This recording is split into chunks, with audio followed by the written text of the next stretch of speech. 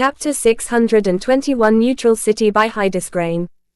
A distinct glow in Jason's eyes was proof enough of his interest in the topic of the human race. This was something most manners and even other races were not really interested in. Others would mostly use their eyes to determine the race of those they were seeing, which meant that Jason could be called a manners as long as he retracted his wings and aura.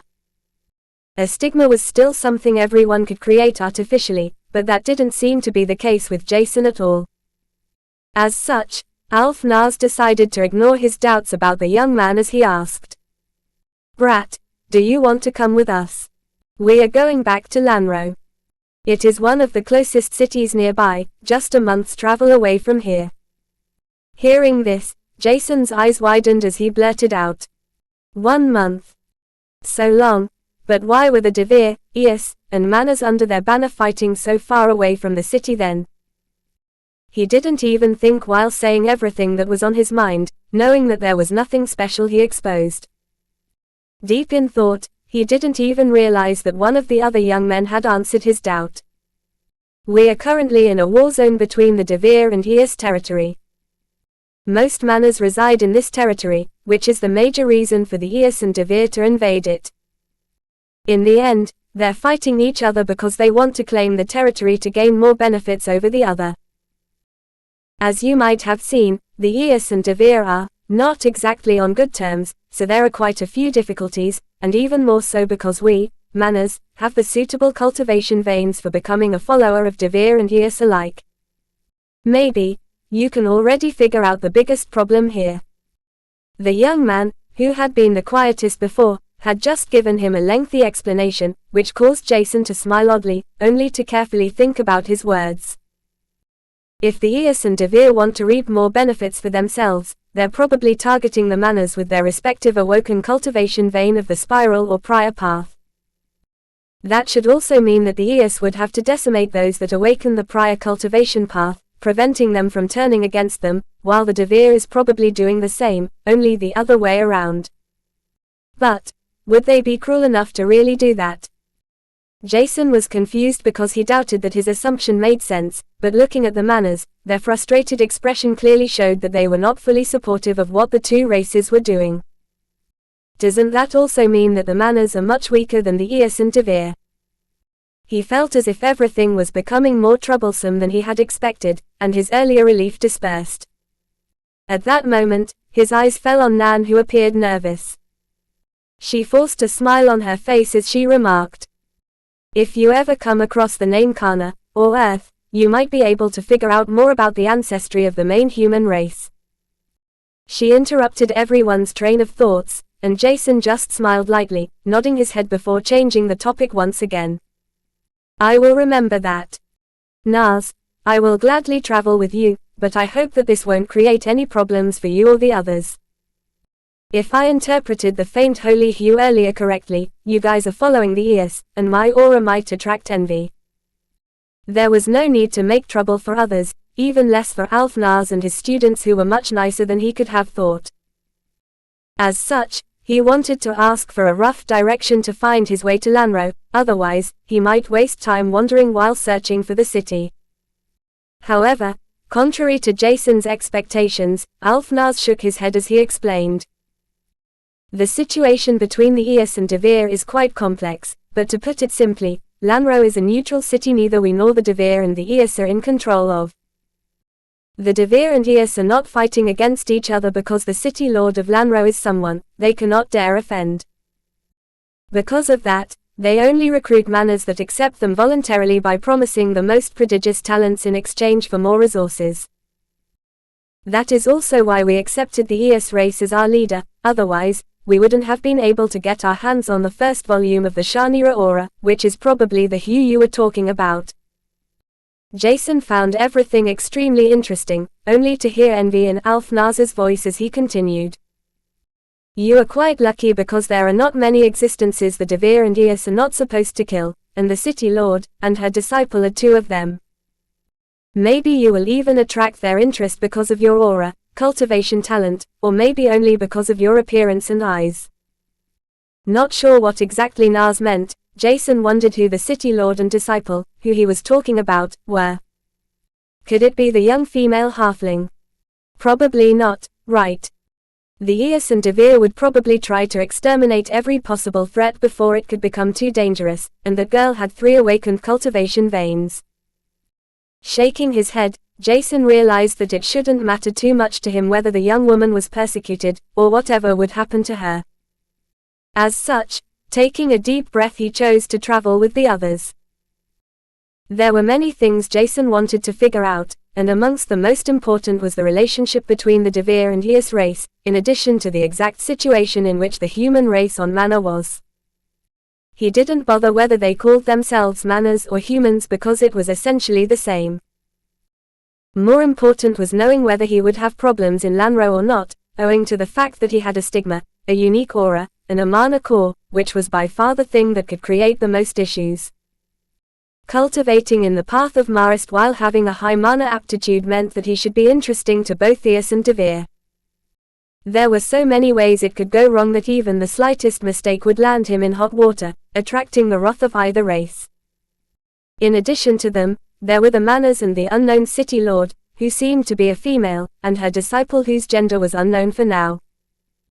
On one hand, he was relieved to know that Lanro was a neutral city, but that was also what made Jason believe that his own situation could become quite tricky. Nevertheless, he smiled, ignoring his worries as he decided to cultivate throughout the month they would travel. Even if I cannot reach the Prisma stage, I can at least increase my combat experience, combat prowess, knowledge, and cultivation stage by traveling with the others. Jason hoped that the others would spar with him from time to time because it would allow him to increase his knowledge about the spiral path while honing his skills. With that in mind, Jason and the others talked about all kinds of things in order to get to know each other as their short journey towards Lanro began. Chapter 622 Spectre by Hydesgrain. Contrary to Alfnar's statement, the journey took almost 2 months before they had reached Lanro. This was mainly because Jason and his students had spent most of their time sparring with each other, with a result that was more shocking than initially expected. By letting Petri or Artemis enter his mana core, Jason's strength increased drastically, allowing him to make use of his ice affinity and mana eyes to defeat his opponents. It was not difficult for others to determine that his eyes were a special trait, but that was something nobody really bothered about. Apparently, special traits were not as exotic and super rare as they had been on Argos, which was interesting to know. They were still rare, and it was only mana eyes, or other unique traits that could be said to be extraordinarily rare. Despite that, there were also races with unique eyes, which could be the race Jason hailed from. As such, nobody asked him about his Emperor eyes, let alone his soul bonds, as he never showed them, to begin with. In the end, Jason refrained from exposing too many of his abilities. He gave his new comrades the bare minimum amount of trust, but Jason had learned that being overly trustworthy from the beginning might be the wrong way to approach a balanced partnership. Without revealing his soul bonds, he let them enter his body to enhance his physical strength or mana core size, while only his ice affinity was revealed to the others. There was something Jason wanted to test out, and the others had already seen Artemis wings when he had approached them. Because of that, there was no need for him to hide certain things about Artemis, thus he could experiment with the fusion process right away. Controlling this procedure was extremely difficult, and Jason wanted to see whether it was possible to only advance his ice affinity by merging Artemis' ice affinity's proficiency with his. But it seemed to be harder than expected. Using his ice affinity as he had been able to during the Liberation Tournament was something Jason wanted to achieve in these 2 months. At the same time, he cultivated a lot, while transferring some of his absorbed mana to Artemis to allow her to cultivate too. Jason even forcefully absorbed primordial energy to transfer it into his soul world, giving it to Petri in order to make it possible for his youngest soulbond to advance too. The others frowned upon Jason when they noticed that he was trying to absorb and cultivate with primordial energy, but seeing that nothing went wrong, they simply ignored it. Initially, they assumed that Argos, the planet he came from, had awoken all 3 cultivation energies, and that it might even be a larger place than Mana because Jason's combat prowess wouldn't make sense otherwise. However, that was not the case at all, and by trying to use Artemis fusion to enhance specific characteristics, Jason was even able to fight head-on against the weakest of Alfnar's students. This was a great achievement for Jason, and even the others couldn't help but praise him. Jason had only reached the late fourth lick stage, but his brute force was already approaching the Prisma stage. If that was not shocking, the others weren't sure what exactly could be labeled a shock anymore. How could they know that Jason had yet to reveal his strongest soul bond, the full fusion with his soul bonds, or the abyssal effect of his Emperor eyes? Despite his earlier caution, he had decided to reveal his petrification curse. Jason had even decided to test how powerful the race-specific weakening curse was on the manas, as it could differentiate between the different cultivation veins one awoke. This was interesting, and Jason had to acknowledge that spending 2 months with humans that were not pushovers like almost everyone on Argos felt great. Comparing Argos with Mana was simply not possible, and Jason smiled at the huge difference the two human races on the respective planet had. During the last 2 months, he had asked many questions concerning the Devir and Eos race, the human race's stance in the territory that was formerly ruled by beasts, and even more importantly, what kind of cultivation stage the strongest beings on Mana had. Unfortunately, even Alfnars was not sure of the last question's answer because he had only seen and heard of beings at the Spectre stage that followed after the Ascendian stage. Apparently, the City Lord of Lanro was at the Spectre stage, and nobody dared to offend her. As such, she was simply a mighty force to reckon with. Other than that, Jason found it even more interesting that most beings were unable to enter the Ascendian stage because their soul was too weak. Merging the soul, including every trait that had been awakened with the soul awakening of the body's vessel, created a perfect resonance. However, at the same time, it was an extremely painful process, with the final result of the soul and vessel becoming one, leading to the origin of the Sona seed. Jason had yet to understand everything about the Ascendian and Spectre cultivation stage, but what he'd understood so far was truly shocking. Not only was it said to take an eternity to advance in the Ascendian stage, but the Spectre stage was something only heavenly prodigies of common races could reach with one being in 100,000 years. For higher races, this requirement was a little bit lower due to their innate higher talent, but even heavenly prodigies of higher races were unable to simply nurture a Spectre stage prodigy. Through this knowledge, Jason knew what stage, or rather combat prowess, he had to reach before he could take revenge on the Ephrata, Bahrain, and Myoldra race. Even if it would take hundreds or thousands of years, Jason had finally found a goal to achieve. This was by far the best news he had heard during the last few months, making him extremely happy. The others had already noticed that Jason was a weird fellow, but that was exactly what made them like him. He was genuine, and even if it was obvious that he was hiding things from them, they couldn't hold it against him. They were doing the same after all, without an ulterior motive, exactly like Jason. Trust was hard to acquire, and even more so in the world of Mana, where humans were forced to turn against their own brethren the moment their cultivation vein awakened. 3 sides were erected for everyone to choose one from. Those that awoke the prior cultivation vein could become followers of the Devir, while those who had awakened the spiral cultivation vein were supposed to become followers of the Eos. Both sides were at war against each other, however, at the same time, they were facing a third opponent that acted in the shadows. In the end, there were humans that awoke both cultivation veins, which was an extremely rare sight and beneficial for both Devir and Eos. On the flip side, it was a bad sign for the race the double awakened wouldn't choose. Due to this, double awakened humans were often hunted, and there were only rare circumstances in which that didn't happen. Fortunately, there was a hidden, third party that intervened in the persecution of the talented beings that were hunted just because of a double awakening.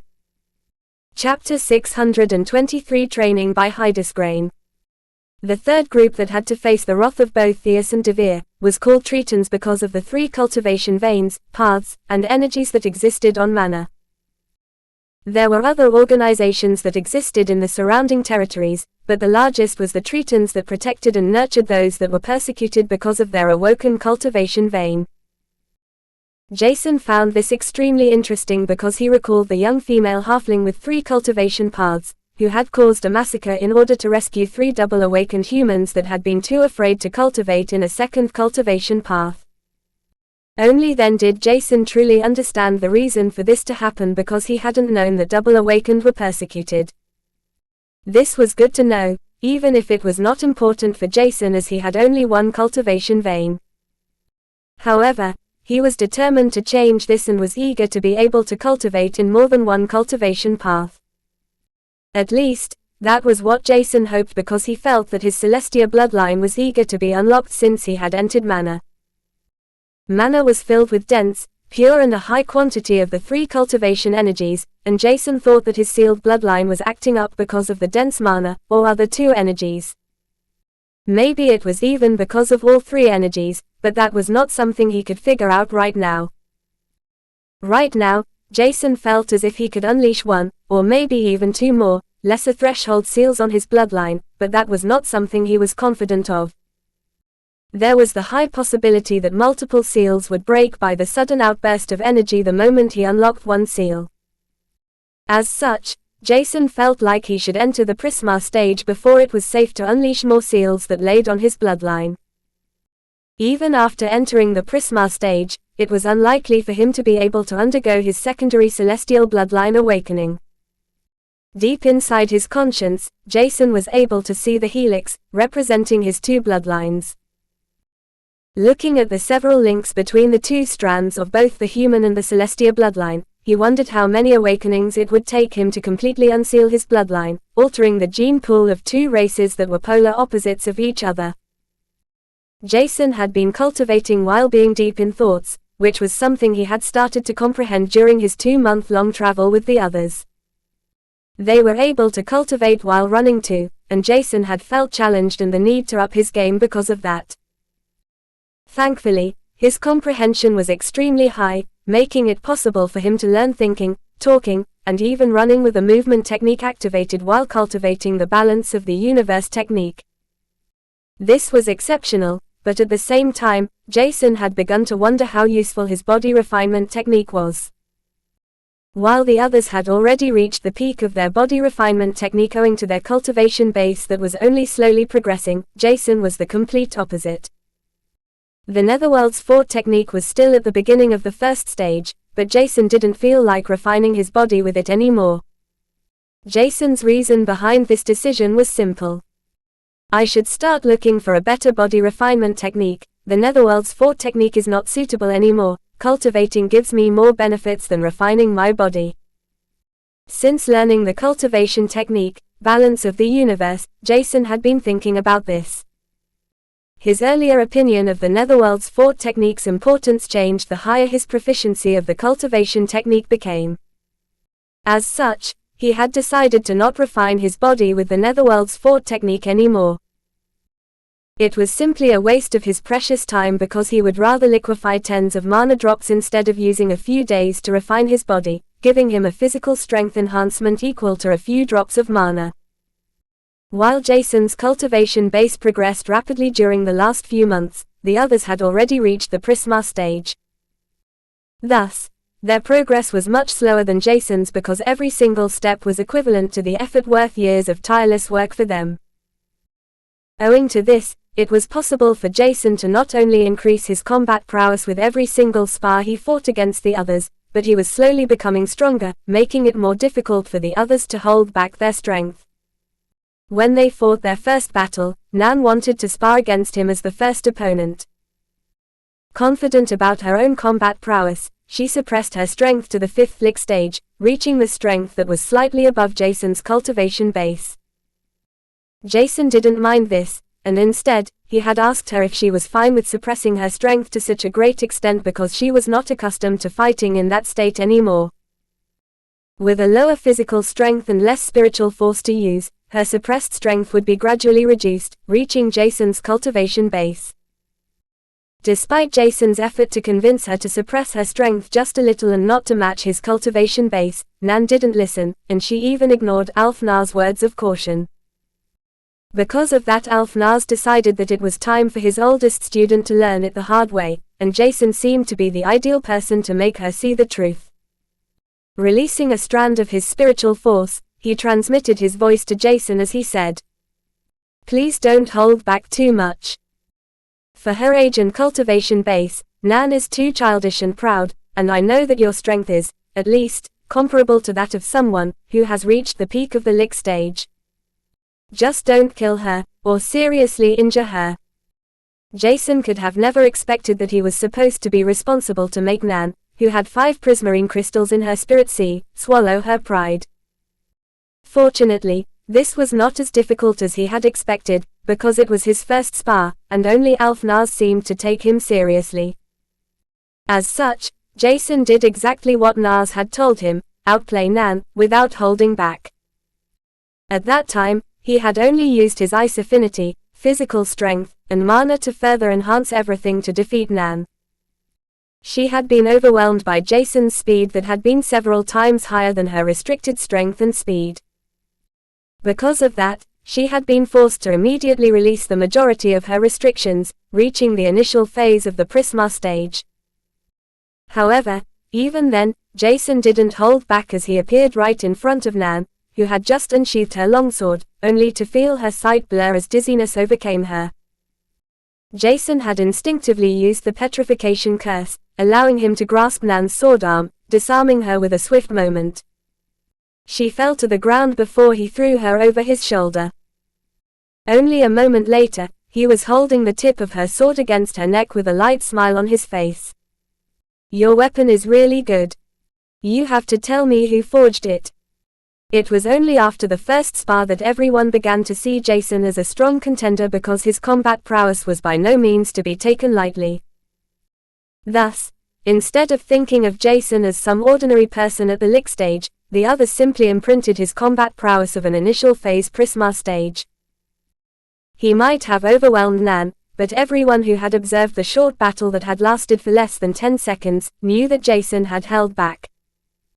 The amount of mana he utilized at that time had been minuscule, and his eyes had gleamed in a faint light, indicating that the sudden dizziness Nan had experienced was something Jason's eyes could do. Other than that, Jason hadn't used his stigma or aura at all, let alone the ice affinity that had only served as a short surprise attack at the start of the spar. After the first spar, everyone had fought against Jason, which had turned into an experience they couldn't forget. In the end, they hadn't fought against any Devir, or Eos that had a mana core, and only a few beasts following the path of Marist existed in the surrounding area. As such, Jason was a perfect opponent to train to fight against other intelligent races with a mana core, and affinities. Jason knew this too, but he gladly helped, happy about being able to learn more about spiritual force in return. His combat prowess increased rapidly, and he wouldn't want to change anything about the last 2 months. The time he had spent with Alphonse and his students had been fruitful. It had been interesting and extremely helpful because Jason could now enter Lanro City without having a bad feeling about anything. Chapter 624 Lanro by Hydesgrain. The city was completely different than Jason had initially expected. There were no high-rise skyscrapers as was the case on Argos, and the biggest buildings were the city lord's abode in the center and several pagodas that seemed to belong to certain organizations or families. Jason had yet to fully analyze the city's infrastructure, but with the help of his emperor eyes, this was not difficult. While flying through the sky, they encountered thousands of humans who looked at him oddly because he could fly just by using Artemis wings. He simply ignored the gazes and stared at the different districts of the city that were clearly divided, and easy to differentiate according to the distinct buildings all around. The Devir race seemed to be using darker materials imbued with primordial energy to construct their large mansions, houses, and small, apartment-like buildings, while dense spiritual force reflected in the Eos buildings. Exactly the same could be seen on the Manners side because they would move to places that had more of the cultivation energy they were cultivating in. Only one difference was interesting to see in specific buildings of the Devir and Eos race as they had been constructed of materials that had several cultivation energies intertwined. This was an interesting sight, and Jason observed the energy fluctuations of the beings inside said buildings for a few seconds longer than the rest.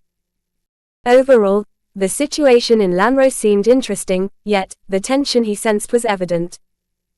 I wonder if the City Lord is the only reason a carnage hasn't ensued inside the city walls yet. Considering the city's structure, it was as if the City Lord was the only being that maintained the equilibrium, but he might as well be wrong. While flying towards a district that was located on the outskirts of the city, passing by humans that cultivated either in the path of Prior or Spiral, Jason was certain that his assumption about Alf-Nas and his students had been correct. As expected, they're not fond of choosing any side. They would probably rather stay with the human race, and choose the Eos because of their awakened Spiral cultivation vein. The benefits of choosing the Devere or Eos race as their leader were simply too good, and without the means to obtain a suitable cultivation, martial art, body refining or even aura construction technique, it would be much more difficult to stay strong. Despite that, one could opt to retain their freedom, without choosing anyone to follow by using the mission hall in Lanro. The mission hall gave out missions, and in exchange for solving them, one would receive bountiful rewards according to the level of difficulties surpassed while completing a mission. Through this, one could earn a fortune, and even purchase suitable techniques one required to remain strong, decreasing the benefits of choosing the Devere or Eos race as their lords. Unfortunately, the benefits of the mission hall were only useful for those that were talented enough to make a huge fortune in a short amount of time. This was important because the techniques were distributed free of charge by the Eos and Devere amongst the followers once they were accepted as their leaders. They would be referred to as lords, and the techniques might only be at the Terra Advanced grade, but were perfectly suitable for anyone having the right cultivation veins to use. Jason was not sure how the pricing system worked on mana, but from what he had heard, most humans would take several years, if not longer, only to save enough funds to purchase a perfectly suitable Terra Intermediate technique. And this required a prerequisite of having reached the Prisma stage. If someone decides to follow either the Eos or Devere after they awaken their cultivation vein, the benefits they could reap are probably worth decades of time saved in comparison to slowly increasing one's strength, only to not choose a side. The entire situation was a little fucked up in Jason's opinion, but he didn't say anything about it. In the end, there were also organizations that didn't force anyone to do something, lending out certain techniques in exchange for a loan that could be paid once they were strong enough. The Tritons organization was doing exactly the same, and had just tweaked the price of owing minor, major, and huge favors. These favors were made in the form of soul pacts and higher-ranked soul contracts, which made everything a little bit more dangerous. However, at the same time, the contracts were extremely detailed, clearly showing what the Tritons were allowed to request and what was off-limits. As such, Jason liked this system more, even if it could be more expensive than paying a huge debt that could lead to severe issues if not paid back within time. Inside the huge place that looked like an inn, Alf-Nas offered Jason the choice of staying with them for some time so that he could learn more about Lanro without getting lost. This offer was politely declined by Jason, as he said, "I will stay in this inn, and we can meet each other later. However, I think it would be best for me to figure everything out by myself. Walking around with you and the others would attract too much attention, and I want to be considered a variant of the human race, if possible. This would attract a little bit of attention from those who are more curious about my existence, but that's fine." Variants, also called mutants, were anomalies of a race, who are different from the norm since birth. While his eyes were already an interesting sight, his stigma, if concealed, could pass as a simple tattoo, or a unique birthmark. As such, while hiding his Celestia aura, the only thing that would be perceived from the outside were the mana fluctuations that radiated from him. Concealing them would mean he wanted to hide something. Because of that, Jason would rather be a mutant of the Manas, who was born with the cultivation vein of the Marist path instead of the normal unawakened Prior and Spiral cultivation veins, than a being from another race. This would make things much easier for him too. His only task was to not reveal his entire combat prowess, and everything would be fine as mutants were considered unique existences that were likely to have firmer energy fluctuations and a higher combat prowess than others. Some feared them, but that shouldn't be the case in Lanro City, and with his low combat prowess the probability would be even less. Will others remember that I flew into the city with Artemis wings? Probably, right. There was only one problem Jason had in his mind, which was his arrival in the city and that there were many who had seen him with white wings spreading out from his back. However, while he was focused on this problem, Alphnauz mentioned another issue. Do you even have enough spirit, prior, or mana stones to lodge a room? If not, I can lend you some. Jason was hit off guard by that question, only to recall that he had long since used up all his cultivation resources. But that was not a problem in his opinion because there had been a good reason for him to stay in the underground cave for an entire month, instead of rushing to find a way out. Taking out one of the hueless Lick rank elemental crystals, the absence of hue indicating its superior quality, Jason smiled at Alphnauz as he replied. I think I have enough to barter a little bit. Chapter 625 Abode by Hydesgrain. Showing Alphnauz an elemental crystal was Jason's way to figure out if they were rare. As such, seeing the faint glint of interest in Na's eyes made it clear to Jason that Lick-ranked elemental crystals were a rare sight, but nothing to be shocked about. This may be different with high-quality Prisma-ranked elemental crystals, or the elementals he had mined for a long time, but that did not matter right now. After Alf said that he could rent a room for at least 1 week with a single elemental crystal, Jason nodded his head, thanking him for letting him accompany the group throughout the journey before he walked out of the inn once again. Despite being able to lodge a room, this was not something he wanted to do right now. There were too many things he had to figure out, and finding ways to increase his wealth was a high priority. Jason wanted to read the aura technique provided by the City Lord at least once or twice. To do this, he wouldn't have to purchase the complete technique, but to rent it for half a month or longer. The rent was pricey enough, and Jason figured that he should do the best out of his current situation. Because of that, he decided to use the 3 auxiliary techniques he hadn't been using for quite some time. Forging a weapon out of the elementals should give him a profit worth several times that of a normal weapon, while the potions he could concoct with the elemental crystals were extremely rare. He only had to figure out what kinds of potions and types of weapons were high in demand. After that, he could try producing them. Jason knew that the number of rare potions and unique runes he had was small, but that was something he could build up with the fortune he would receive by selling his manufactured goods. Excited to forge, concoct and inscribe runes once again, Jason immediately started to search for a small hall to rent. It was also possible for him to enter a weapon shop, and ask whether they would allow him to use their smithy to forge. But Jason wanted to use his own forge, to begin with, and running from a smithy to an alchemy room was even more annoying. In a hall, he could simply place things however he wanted, using the space he had efficiently. With that in mind, Jason passed by the several blacksmith, alchemy, and inscriber halls and organizations, without another backward glance. He only had one goal in his mind, yet, the moment he passed a huge pagoda, Jason instinctively stopped. Through his mana eyes, he could see the energy fluctuations of more than 1,000 unique objects. Raising his head he saw the signboard of the pagoda, which was simple, yet impactful because the pagoda he was looking at was in fact the city's auction house. This was interesting, and Jason made a mental note of the fact. The auction house could come in handy, but after observing the unique objects that were in the pagoda, Jason decided that it would be best to divert his focus on the task he had given himself. Even after roaming through the city that seemed to be endless to run through by foot, Jason didn't feel impatient or that he had to rush everything. Rather, he felt extremely relaxed right now, thinking that there was no reason for him to be impatient or overly tensed up.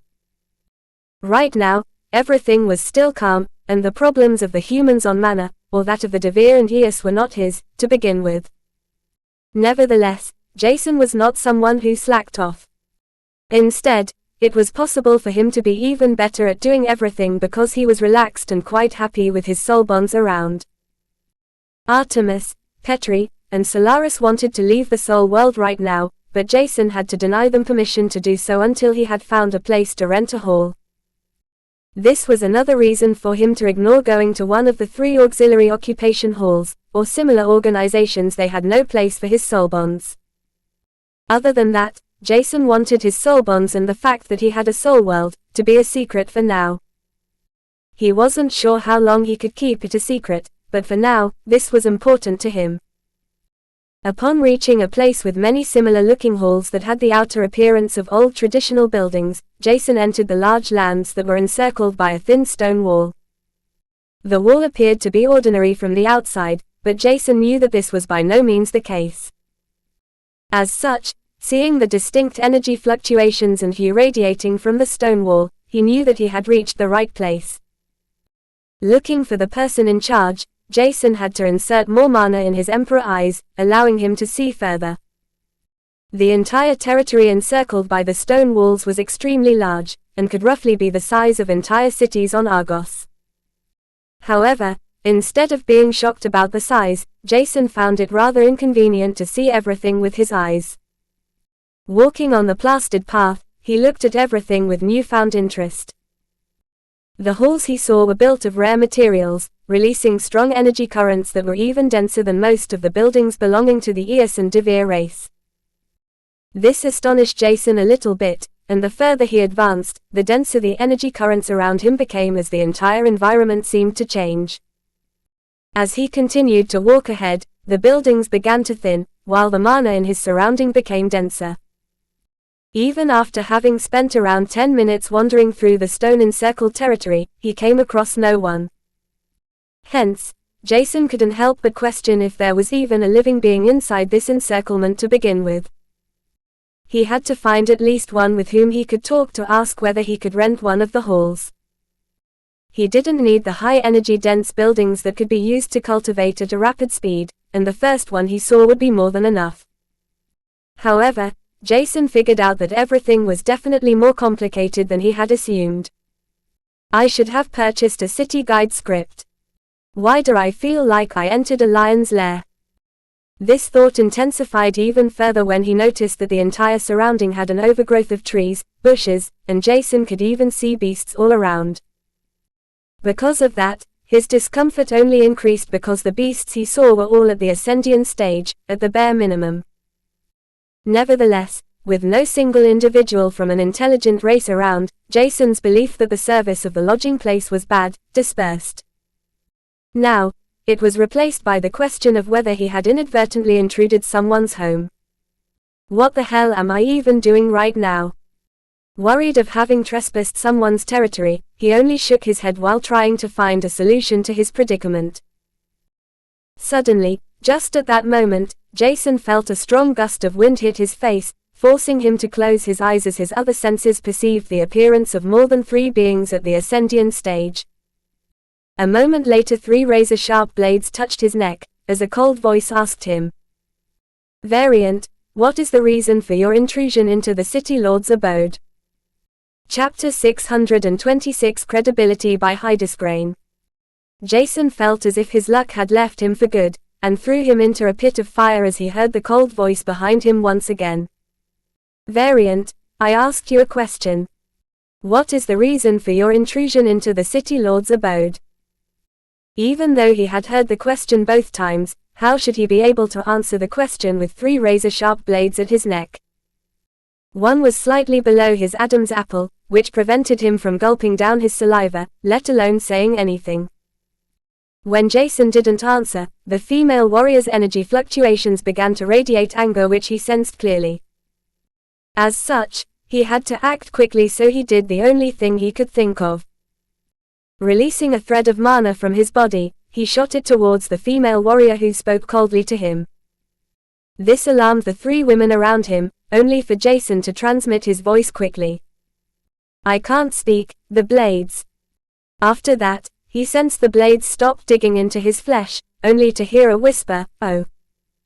Fortunately, this was followed by the female warrior retracting her weapon as she ordered. "Retract your weapons." The other two followed suit and distanced their weapons from Jason a moment later, which gave him the opportunity to breathe properly.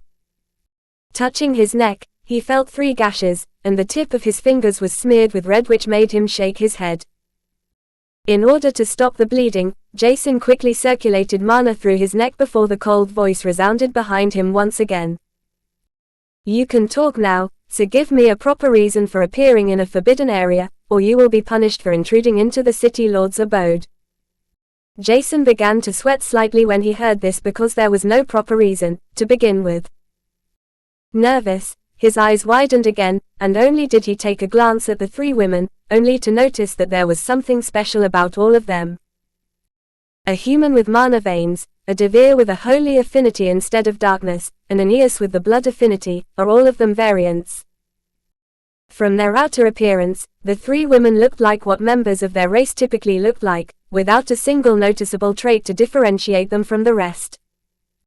However, their innermost foundation was different, which would have interested Jason under normal circumstances because variants of a race didn't simply show up out of nowhere. Unfortunately, he had, by no means, a chance to question the 3 women. On the contrary, he was struggling to come up with an acceptable answer that wouldn't make them stab him for good this time. In the end, he decided to answer honestly, because lying was not useful right now. Thus, he revealed his intention. "I just entered Lanro today, and I wanted to rent a hall to stay in so as to forge weapons, concoct potions and inscribe runes. As such, I was searching for a large place to lodge for a few weeks. When I found the numerous halls inside the encirclement of the stone wall, I decided to search for the owner of the lands because there was no sign forbidding me to enter it. I guess I should have purchased a city guide. I guess it's too late to apologize for my blunder." Jason tried to ease the tension with a faint smile, but the expression of the female Aeus was the same as her voice, ice cold. As such, he tried to find a way out of his situation, only to blurt out an apology before he ended his short explanation. Despite that, it didn't seem to help a lot, as the mana with a mana vein suddenly said, "He doesn't release any ill intentions, and according to his cultivation base, it's unlikely for him to be a spy, let alone an assassin. Should we question him some more, or do you really intend to punish him? You could say that he is one of us. You called him variant too, didn't you?" Hearing that he was about to be rescued, Jason felt immense gratitude towards the female human, only to hear the Devir speaking. "We have been told to punish intruders, even if they accidentally enter our territory. At least, we shouldn't severely injure him, or do anything like that. From the looks of it, he doesn't seem to lie either. In the worst case, we can simply ask him to show his capabilities in the 3 basic auxiliary occupations, and if he lies, we can torture him a little bit. That would serve as a lifelong lesson which he will never forget. That's fair, isn't it?" The last few words were directed at Jason, and despite feeling that the female Devir wanted to torture him secretly, without being deemed as cruel, he nodded his head. Showing his capabilities in the 3 basic auxiliary occupations was the best way to express his credibility and that he was unlikely to have lied. He was not sure what kind of punishment his accidental intrusion deserved, but not being killed was already a good start, with preventing being severely injured turning into a nice bonus. "How the hell am I always finding the worst kind of places to enter at the stupidest time?" Jason didn't like the fact that he seemed to be looked down upon by the 3 women who were simply talking to each other as if he didn't exist. However, he was also aware that their cultivation base was strong enough to smash him into a pulp without moving a single finger. Their aura should be more than enough to do that. As such, fleeing was no solution at all. This was sad, but Jason could accept this relatively easily because it felt like he wouldn't get injured. Rather, it was as if he might be able to change the tides, turning the misfortune into an opportunity. It was only a thought that followed his gut feeling, but the more he thought about it, the clearer Jason's mind became. As such, Jason's mood heightened a lot, and his worries dispersed as he asked, "Should I start forging here, or is there a specific place I should go to forge?" This question made the ice-cold Eos throw an angry retort at him while continuing to stare daggers at him. Didn't you want to show all 3 basic auxiliary occupations? Did you lie to us earlier? Jason was taken off guard by this because the Eos's question was extremely stupid. He felt like punching her but knew that she was just testing his patience. At least he hoped so, otherwise, he was not sure how he should cope with someone like her. How should I answer that now? Trying to come up with a response, he pondered for a moment as he answered. I wanted to forge a weapon while using my own concocted inscription solution to inscribe runes onto it. This answer caused the human and Devere to look at the ice-cold Eos with a smirk, only for her to turn away. Cursing herself inwardly at the stupidity of her question, she shook her head and regained her composure a moment later to order coldly. Just follow us. We will bring you to a place. With that, she soared into the sky followed by the female human, only for the Devere to look at them as she mumbled with a sigh. Girls, you know that you are leaving a potential intruder alone, and he cannot even fly, he is at the Prisma stage. Despite mumbling, the Deva's voice was clearly heard by the 2 other women, who froze midair, only to turn around with red cheeks.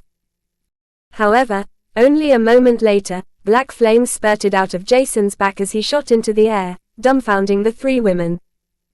He definitely has great control over his affinity. The 3 women thought, giving Jason's earlier statement a little bit more credibility. Initially, Jason didn't want to show Solaris to others, but that had changed now that he was forced to forge in front of the 3 female variants. As such, he might as well reveal his great affinity control a few minutes before they would have figured it out, either way. Chapter 627 Joy by Hydesgrain. 2 hours later, one could see Jason, surrounded by 3 different workplaces consisting of the necessary tools and devices he required to forge. His back was drenched in sweat from the hard work of concocting one of the best inscription solutions he had ever produced. It had been manufactured from an elemental crystal at the peak Lick rank as main ingredients in addition to several other ingredients he had found inside his spatial ring. It was only when Jason started to look for ingredients inside his spatial ring that he realized he was lacking many necessary ingredients, which forced him to improvise in order to not be punished for lying to the 3 female variants. He didn't really understand why they were wasting their time with him, or if they were just using him to kill their boredom. However, in the end, Jason could only accept his fate and try forging the best weapon he was currently capable of. Having used the Terra Intermediate technique Concoction Medra, Jason's inscription solution turned into a success. It was not as difficult as expected to use other ingredients than he was supposed to either because only the medical effects were what mattered the most. Through his Emperor eyes, Jason could see almost everything concerning the energy flow within objects and beings. As such, it was possible for him to make use of that ability to determine what kind of ingredient was the most compatible as a substitute. Owing to this, his Emperor eyes saved his pride, and possibly even his life.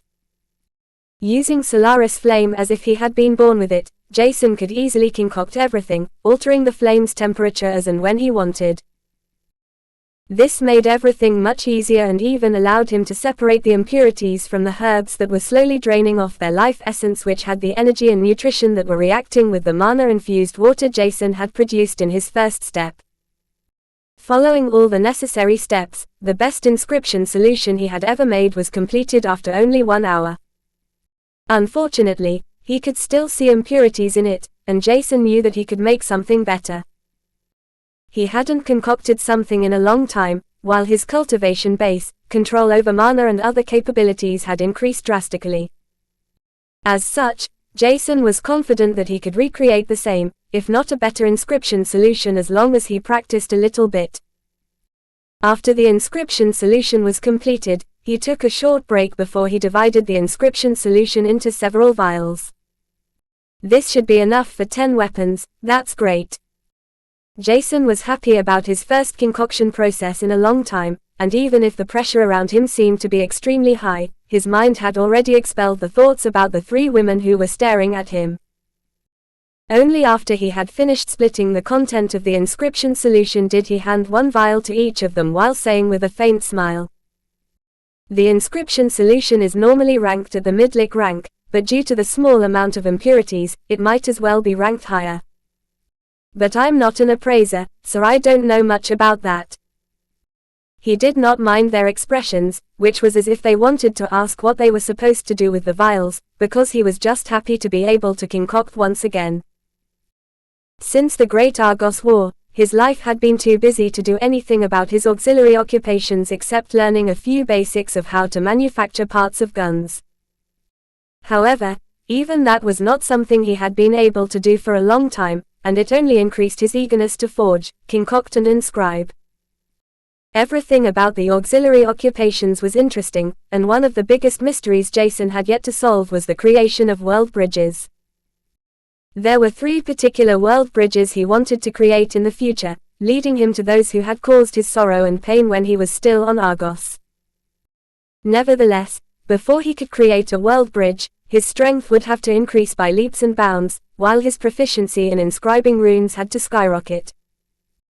Almost half an hour had passed since he had completed the inscription solution, and after taking out several element ores to test their near-molten state by slowly heating them up, he noticed that the ice-cold-looking Eos had disappeared. Out of the corner of his eyes, he had seen how the 3 female variants had been talking to each other with the inscription solution vial in their hands. As such, Jason simply assumed that the Eos had brought the vial to someone professional, who could determine the rank and potency of his inscription solution. This was fine with him, and even if he had something to complain about, Jason couldn't challenge the decision, to begin with. Because of that, he ignored whatever they were doing, while focusing on getting to know the element ores right in front of them. They came in various sizes, and it was only fortunate that his emperor eyes could perceive the cultivation veins within them. Due to this, he was not forced to know the characteristics of the element ores beforehand but could figure them out right now. The temperature the black flame in his hand had to reach before the element ores reached a near molten state was extremely high, yet, at the same time, the cultivation veins deteriorating process started much earlier. Noticing this, he had to change his plan accordingly, slowly approaching the temperature at which the deterioration process of the cultivation veins inside the element ores would start before using his blacksmithing technique. This forced him to maintain a steady flame and a constant heat to the ore because it was cooling down too fast to shape it properly if he were to extinguish the flame even for just a few seconds. It was an annoying process, but by using the anvil right in front of him, with 4 small black flames surrounding the heated-up ingot, Jason could start shaping it. There was no need to craft something special, and without further ado, Jason decided to forge a dagger. The entire process of using the element ore was difficult, but by using the fiery red elements ore it became much easier as the ore was affine to the fire, accepting it readily. Jason didn't even want to know how frustrating the forging process would be with other elements ores, which was fortunately not required right now. While shaping the daggers for more than 2 hours, Jason felt as if the process was taking longer than he had expected. But instead of being impatient, and frustrated about that, he smiled lightly while sweat pearls trickled down his cheek as he took a look at the raw blade that shimmered in a light red glow. His smile widened as he mumbled, "The Hammer of Fire, Kyodrama forging technique is really good. I should really become more proficient with it." Unbeknownst to Jason, who was in his own world, he was eyed with newfound interest. He was too busy thinking about the forging process and had completely forgotten the place he was in. Is his fire a source flame, or an origin flame? He is pretty good at all 3 basic auxiliary occupations too. I guess he didn't lie then. It was the female Devere who said this to the ice-cold looking Eos, whose expression had eased a little bit as she mumbled, "I guess so. Either way, Tara wants to see him after I gave her the inscription solution to appraise. I've never seen her being so interested in someone, let alone a man. Fortunately, I didn't explain to her that he is only a young lad at most in his early 20s, otherwise, she might have rushed here to meet him by now." Crazy woman. The other 2 women didn't say anything and simply nodded their heads, while questioning themselves and the fact as to how a youngster was able to handle 3 auxiliary occupations at once. He was proficient in all of them, which was evident after he finished forging the dagger, only to inscribe runes into the wide side of the blade before it was cooled down. After that, he sharpened the blade without touching the runes at all as Jason inserted mana into it. A large flame emerged from the dagger before it tightly wrapped itself around the weapon, which caused Jason to smile vibrantly at the blade. It's done. Chapter 628 Crazy Women by Hydesgrain. It took him several hours to finish the entire process of manufacturing the dagger he was now holding in his hand. It could have taken much less, but considering his current proficiency in the 3 auxiliary techniques he had used, it was already a good feat.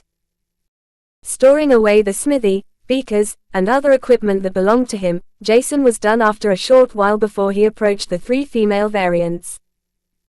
They looked at him with more interest than before, and even the ice-cold Dias's expression had changed a little bit. Earlier, she didn't really believe his words, thinking that he was just spewing nonsense to not get punished, but that had changed now. Despite being in his early 20s or younger, he was already able to manufacture a late-lick rank weapon. This was interesting, and even more so the joy that radiated from the young man was infectious.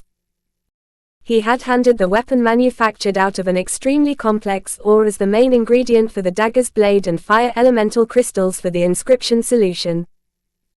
Handing the dagger over to the ice-cold looking Dias because she was standing in the center of the 3 variants, Jason smiled lightly before he relaxed his muscles.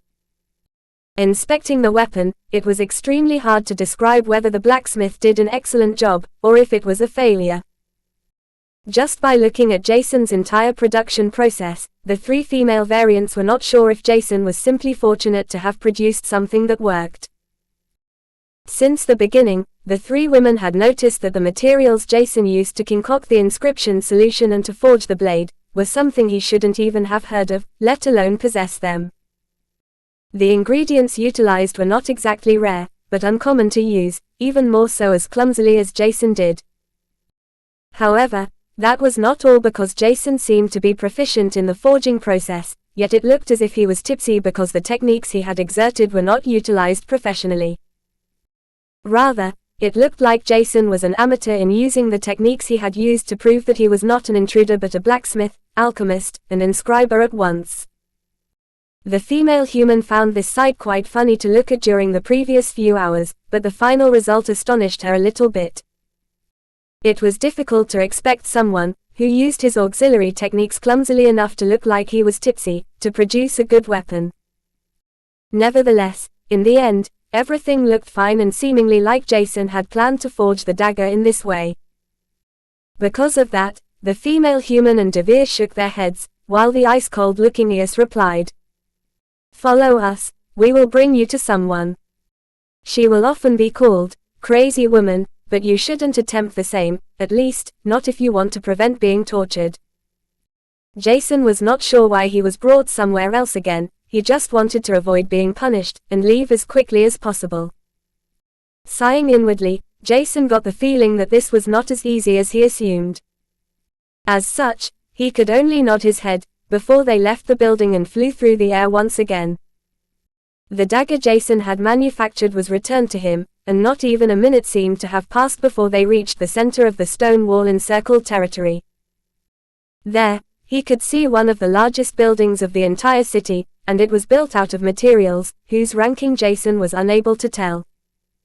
Even with his emperor eyes, it was extremely difficult to evaluate the entire situation properly. However, instead of making him worry, Jason's eyes gleamed brightly because he saw the energy currents of the strongest being he had ever seen in his entire life. It was a being following the path of Marist, but her mana core was extremely weird. Jason was not even able to see everything properly, because the mana currents surrounding the being, he presumed to be the city lord, obscured his vision. This was exciting because the energy currents enveloped almost the entire building, without the being actively moving around.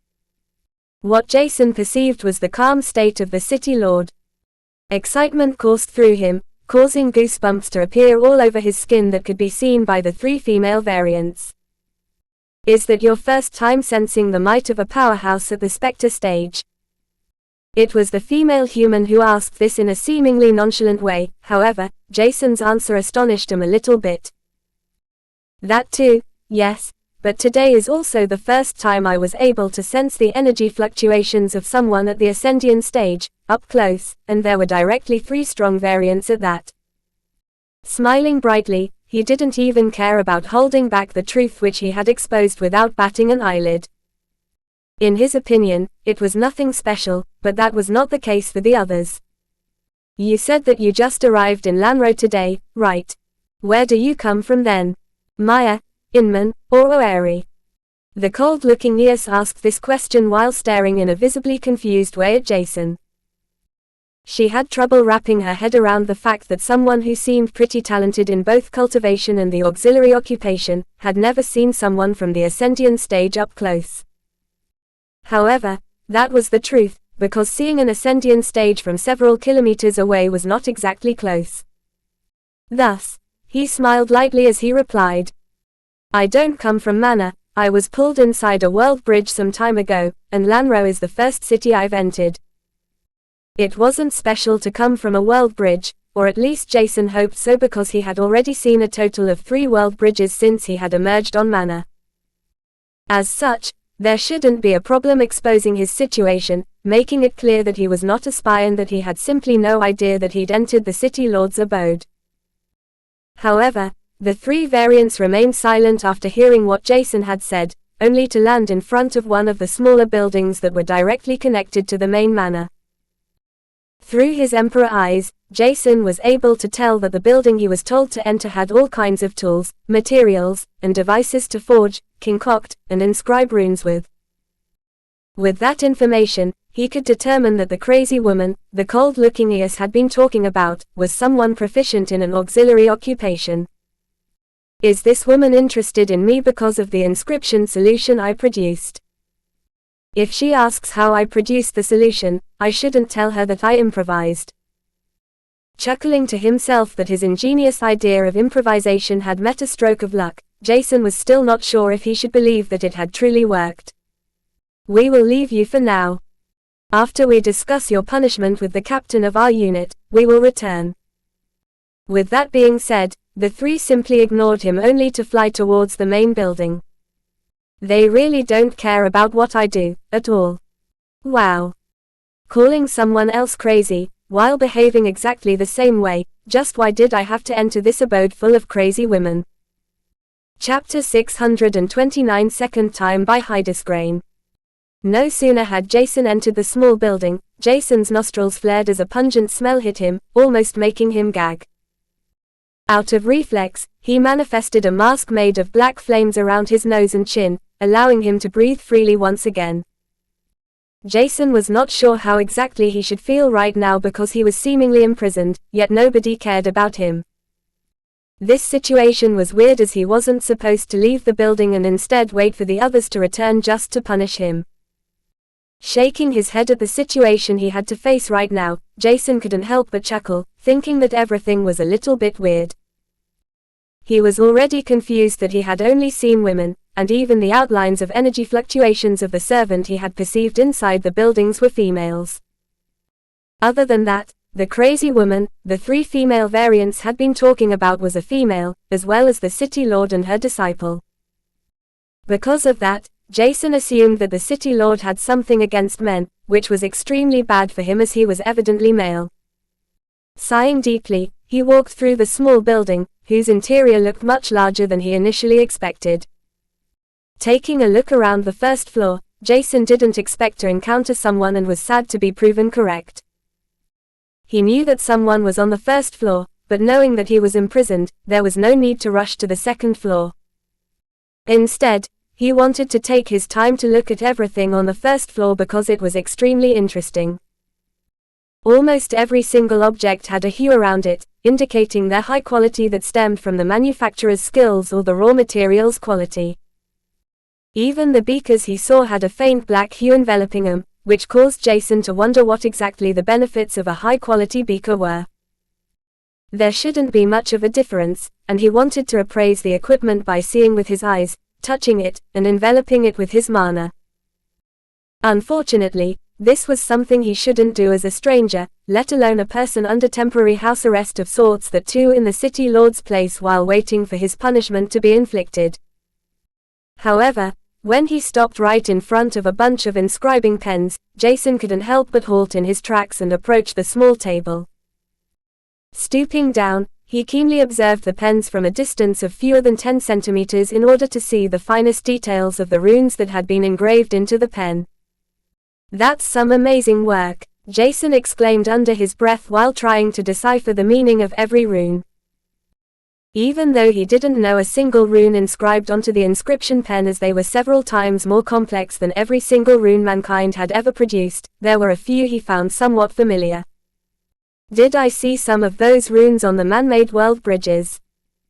Right now, Jason didn't even notice that he was speaking his thoughts out loud. His entire mind was focused on the inscription pens that were one of the most exotic objects on the entire first floor. At the same time, Jason, who was oblivious to everything in his surroundings, didn't notice that a woman had appeared on the stairway that led towards the second floor. White feathered wings with several black feathers were folded behind her back, while her eyes were filled with excitement as she had heard the words spoken by Jason. Everything Mara, the ice-cold-looking Eos, told her seemed to be true, and even better, the young man's eye trait seemed to be even better than initially expected.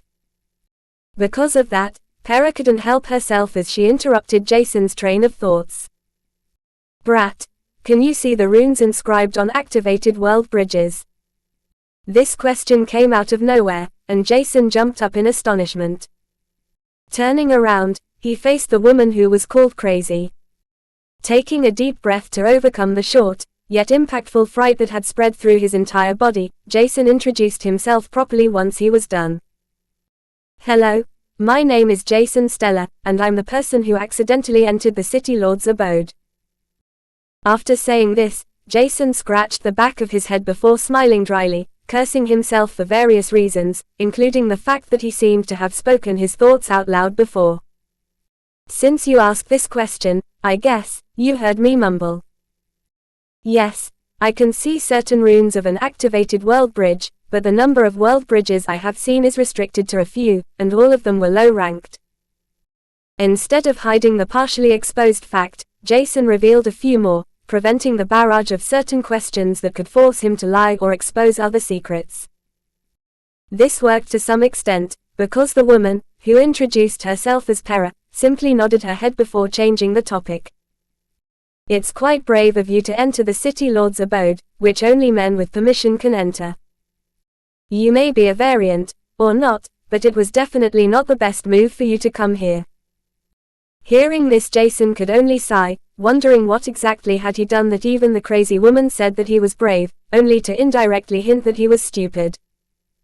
"It's not like I want anything except a place to forge, concoct, and inscribe so that I can make some money." Pera wanted to say something, but she heard an overly familiar voice running out from the direction of the main building's connecting hallway. "Pera, do you have more invigorating potions? Calming potions wouldn't be bad either. This batch of dual-awakened manas I saved are truly below average this time." Hearing the sonorous voice of a young woman, Jason turned around, only to squint his eyes. The young woman had fair skin, flawless facial features, and long eyelashes that highlighted her deep, dark brown eyes. Her physique looked gorgeous with her long and slender legs while her long hair cascaded down her back. However, it wasn't her beauty that caused Jason to squint his eyes. While he simply stared at the young woman, Pera was oblivious to this as she looked for some potions in the storage.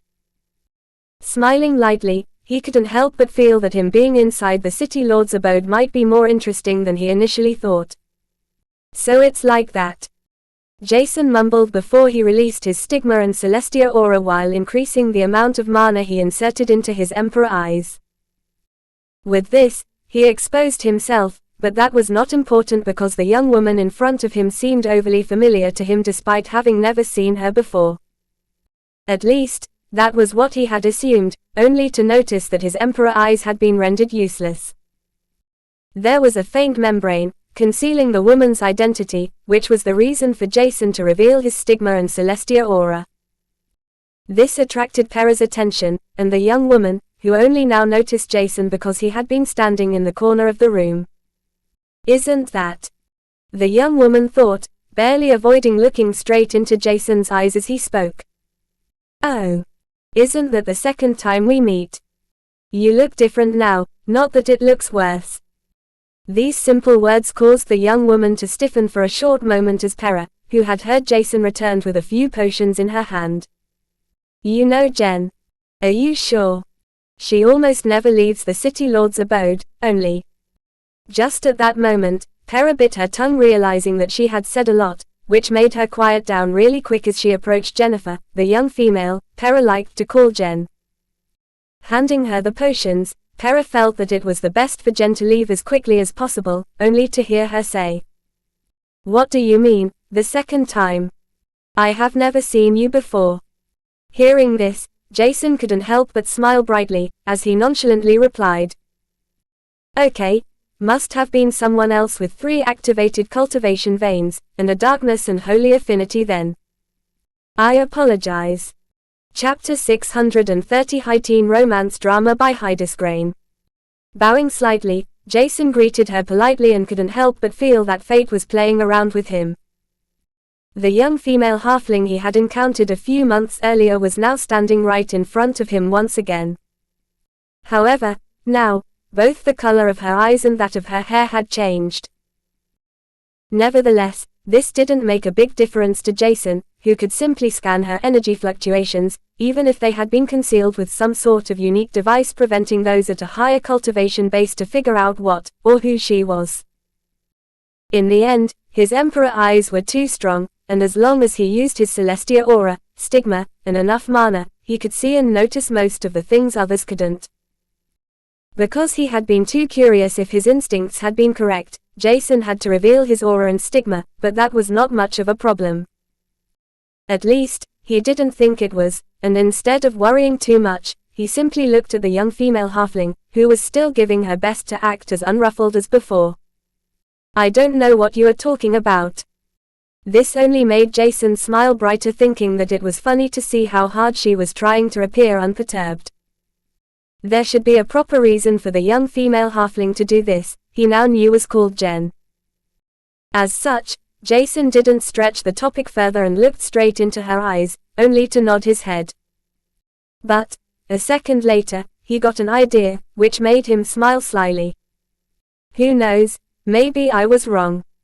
I just thought that you look similar to the powerful young woman I encountered a few months ago. It's not often that I see someone with a pretty face, so I might have mistaken you for her." Jason's sudden change of attitude caused even Pera to look at the young man weirdly. Looking back and forth from Jason to Jen, she couldn't help but feel that the atmosphere was turning weird. As such, she decided to intervene, which made her spout utter nonsense that made even herself cringe. "You seem to have good eyes. Our little Jen is truly beautiful, but you are handsome as well. So let's not talk about the appearance of others, at least, not as long as I'm here and forced to listen to you. Rather, how about you tell me how you created an artificial stigma at your age? And your aura is extremely distinct too. Was it reinforced by a divine being, or is that something your mutation did?" Jason looked at Pera, slowly understanding why others labeled her crazy. Her assumptions of how he had constructed his aura were interesting, but at the same time, weird. However, they were not impossible, which made him wonder if it was not possible for Pera to determine the difference between an artificial stigma and a naturally created one. Despite his interest in answering Pera, Jason's eyes were still glued on Jen. She was just about to turn around, trying to avoid her identity being exposed when she heard Jason's answer. "I don't really think that I'm a variant, and both my stigma and aura are natural products of my bloodline.